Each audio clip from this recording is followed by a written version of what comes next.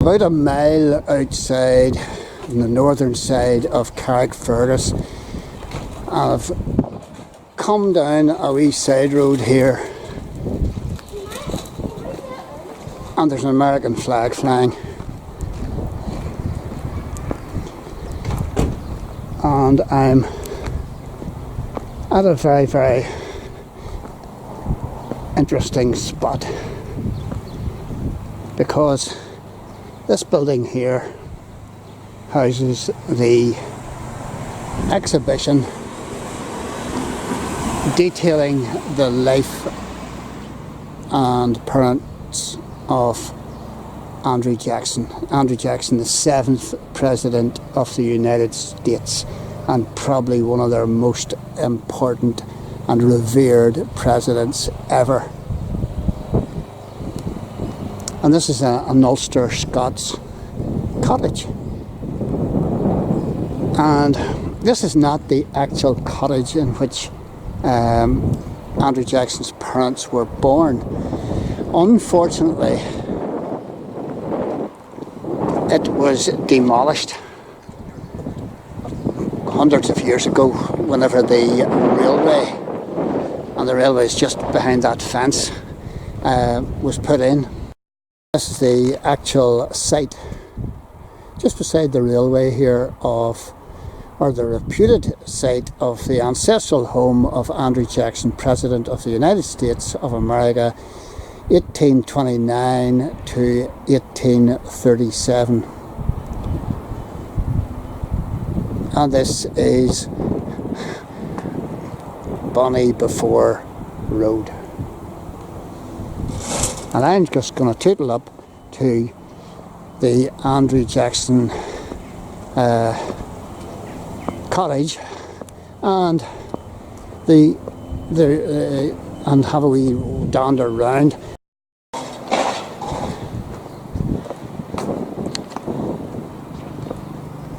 These are old ploughs, horse-pulled ploughs.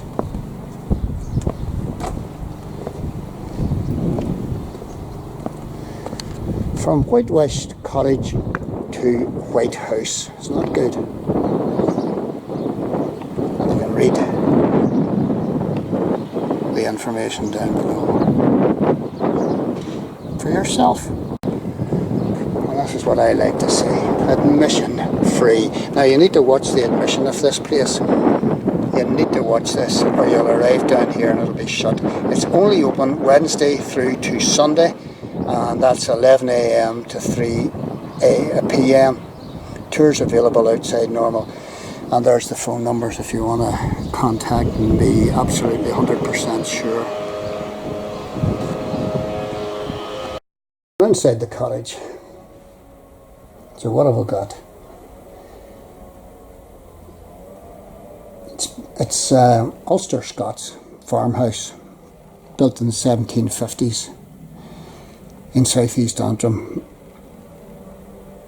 And obviously people come in from Scotland, and at least 12 local houses here were built in this style.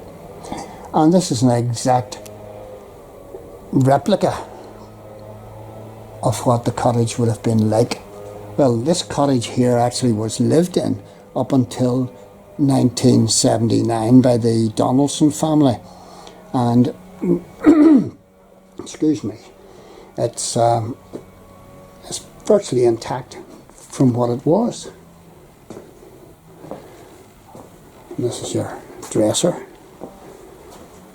and they would have eaten local shorebirds, I would imagine. These are all the utensils that they would have had in the 1700s. Just asking John here, one of the curators of the Jackson Exhibition Centre, what this was, and this was for storing salt close to the fire to keep it dry. I mean, it doesn't take you to have a Briton to work this out, but of course I needed to be told, but never mind. And this is the open fireplace, the daub and wattle canopy.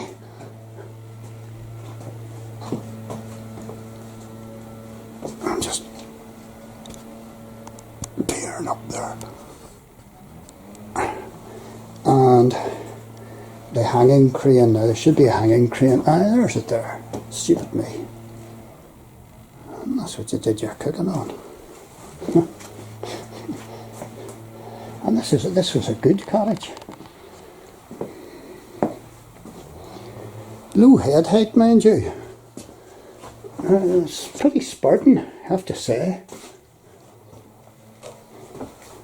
And the Bible prominent.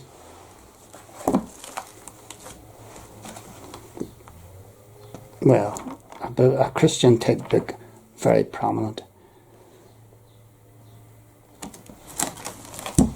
Because these Highlanders were very much into their churches.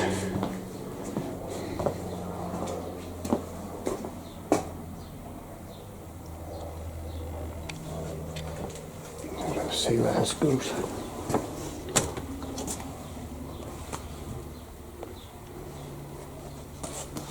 Oh, hold on. I'll come back to that. Another bedroom here. Travelling chest, water bottle, washing. There goes the train. Missed it. So I'll come back to the other room now. Big kettles. This is a presentation room. Let's see. From White House Cottage to White House. One of the most important presidents in American history, and these boards are covered over, so it makes it a wee bit more difficult to read. Right, the Jacksons of Ulster.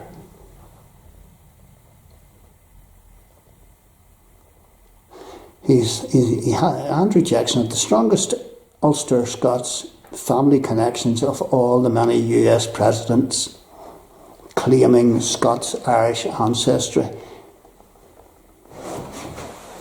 Sadly, as both his parents had died by the time Andrew was only 14, he may not have known much about his own family history.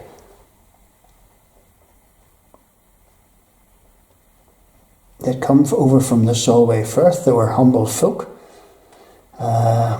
Hugh Jackson, the future president's grandfather, had been described as a weaver and a linen draper and a merchant of Carrickfergus. He was a small tenant farmer off Bellahill on the Dalway estate near Ballycarry. Hugh Jackson had three or four sons, including Andrew.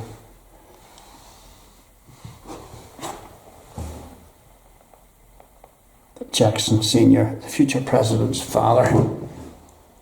And here's the Boneybefore connection.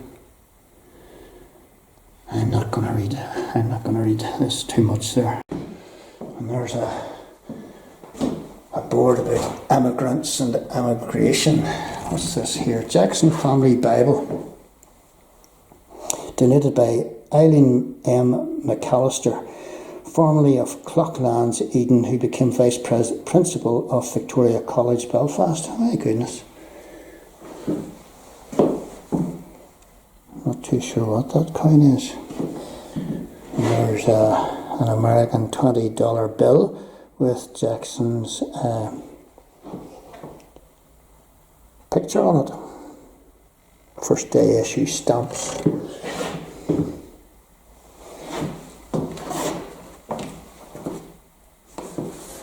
And they're trying to say here, was Andrew Jackson born in Boneybefore? I'm not too sure about this. The father, Andrew Jackson Sr., boarded a ship at Larne in 1765, or possibly earlier, and sailed to America with his wife Elizabeth Hutchinson and sons Hugh and Robert. The voyage across the Atlantic lasted around 2 months. There are persistent rumours that a third son, Andrew Jackson, travelled with them and the future president was in fact Ulster born, but no evidence has been found to substantiate this claim. Local tradition certainly has it so, or at least that Andrew was born at sea. This story has been carried into Samuel Muskimmon's History and Antiquities of Carrickfergus 1909 edition. Andrew Jackson's American biographers, of course, dismiss these claims. I'm just going to run, that's a good one, isn't it? And this is the transatlantic timeline of Andrew Jackson, and I hope you can read this. And this is bubble wrap around this to protect during transportation from A to B. But I think you can more or less make it out. I'll just run down this side.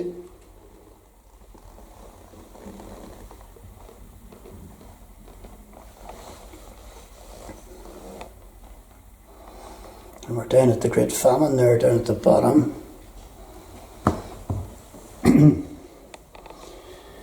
That was Ulster information history, and this was what was going on in America around the same time.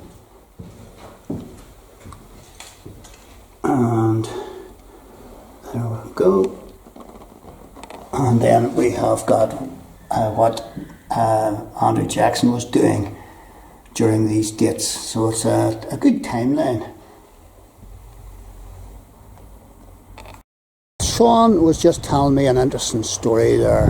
Annie Donaldson, one of the last residents of this cottage, wouldn't go to sleep at night until the last steam train had passed by.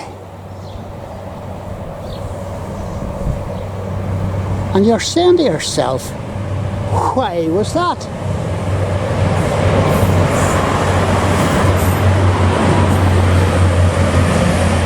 And the reason was, and Sean has filled me in, here's the story he heard.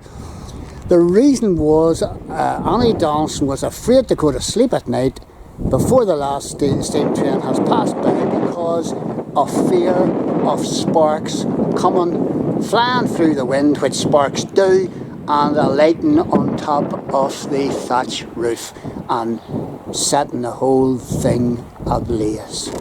So there's a fascinating story, and I would say that there is a good smidgen of truth in that story.